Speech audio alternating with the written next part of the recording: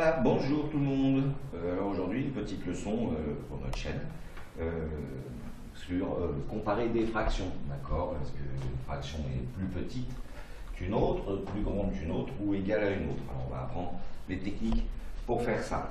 Alors d'abord, on va prendre le cas, on a des fractions qui ont le même dénominateur. Exemple, 3 sixièmes et 5 sixièmes. D'accord. Notre travail aujourd'hui, c'est d'apprendre à savoir quelle est la fraction qui est la plus grande, la plus petite, ou est-ce que ces deux fractions sont égales. Alors, quand on a le même dénominateur, c'est facile. Je le montre en faisant un dessin.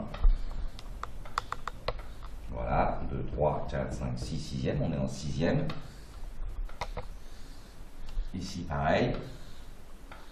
1, 2, 3, 4, 5, 6, on est en sixième.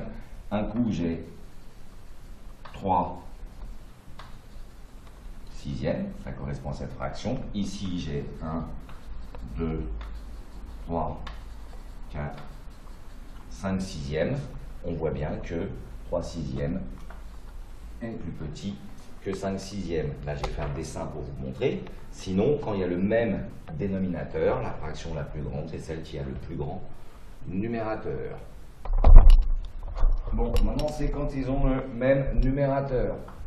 3 sixièmes et 3 quinzièmes. Quelle est la fraction qui est la plus grande?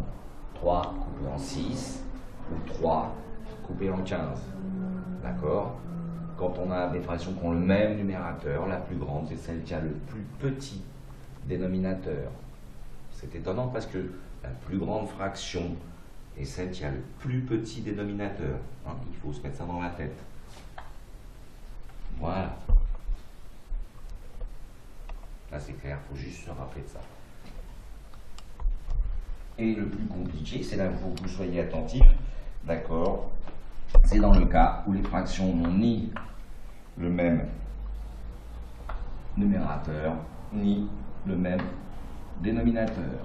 Là, on est embêté, on ne peut pas comparer comme je viens de vous apprendre. Alors, il y a une technique. Vous regardez ce qui se passe au niveau des dénominateurs et il faut trouver le dénominateur commun.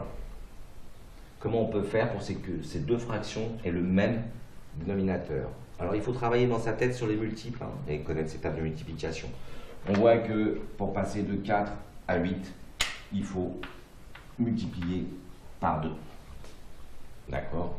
Donc, je vais multiplier lui par 2.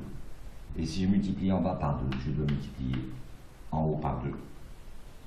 Alors, je transforme. 4 fois 2, ça fait 8. 3 fois 2, ça fait 6. Et on s'aperçoit que ces deux fractions sont égales. Je refais un autre exemple.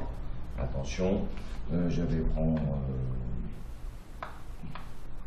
4 tiers et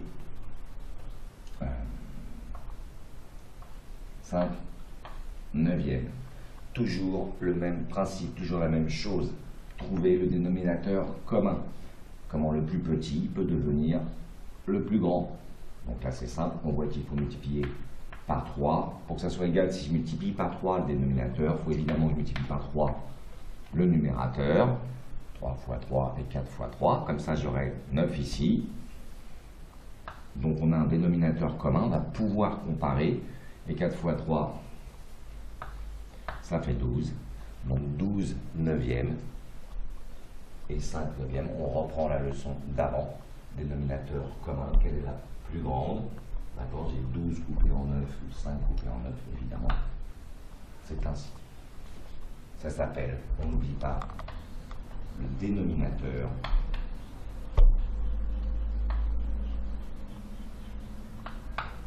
commun.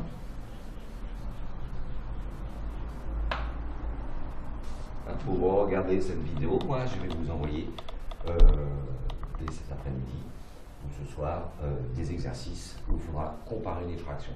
D'accord? Alors on n'oublie pas tout ce qu'on a vu. C'est tout pour cette leçon.